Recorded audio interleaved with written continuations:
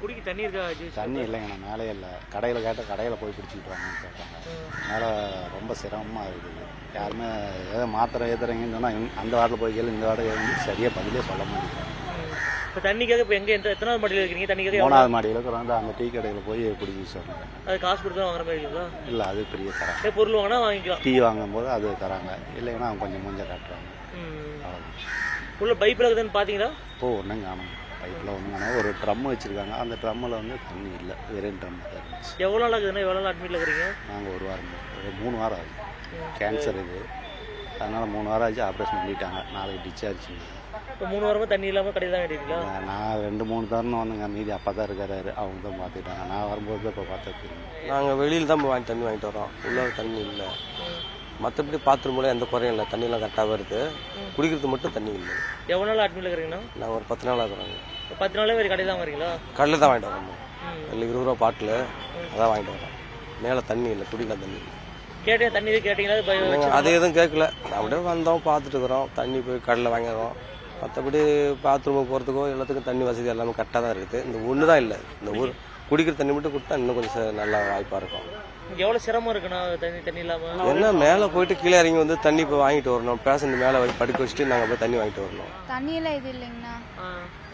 தண்ணி எங்கே வாங்கிட்டு? தண்ணி கீழே போய் டீ கடையில் தான் தண்ணி எடுத்துகிட்டு வரோம். இப்போ யார் அட்மிட் பண்ணியிருக்காங்க? இப்போ எத்தனாவது மாடியில் இருக்கிறீங்க? ஃபர்ஸ்ட் ஃப்ளோரில் இருக்காங்கண்ணா. எங்கள் ஹஸ்பண்ட் தான் அட்மிட் பண்ணியிருக்கோம். தண்ணி இப்போ குடிக்கிற தண்ணி இல்லை? குடிக்கிற தண்ணியெல்லாம் இல்லை. தண்ணியெல்லாம் நாம் தான் கடையில் வாங்கிக்கணும். தண்ணியெல்லாம் கேன் இருந்துச்சுன்னா டீ கடையில் வந்து தண்ணியெல்லாம் எடுத்துக்கணும். தண்ணியெல்லாம் கேட்டிங்களா? பார்த்தீங்களா? பைப் எதுவும் இல்லைங்களா? அதெல்லாம் எதுவும் கிடையாது. நாம் பாத்ரூமில் தான், ரெஸ்ட் ரூமில் தான் இருக்குது.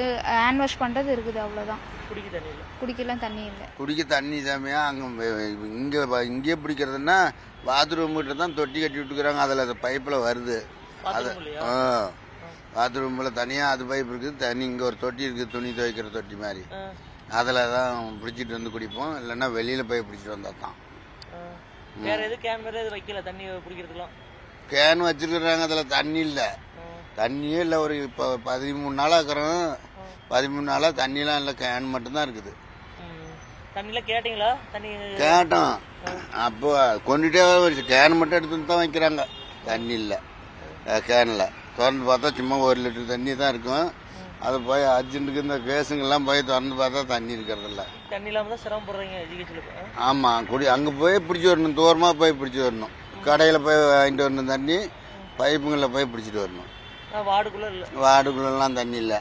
அந்த பாத்ரூம் நட்டுக்கு பாத்ரூமில் வேணால் போய் பிடிச்சிக்காங்க குடிக்கிறதுக்கு அப்படின்னு சொல்லி அங்கே போய் தான் நான்லாம் அங்கேயே தான் பிடிச்சிக்குவோம். மற்றவங்களும் பிடிக்குதுங்க. பாத்ரூம்லேயே பிடிச்சி குடிக்கிறாங்களா? விலைக்கும் வாங்கிட்டு வருதுங்க. இப்படி பண்ணிட்டு இருக்குங்க.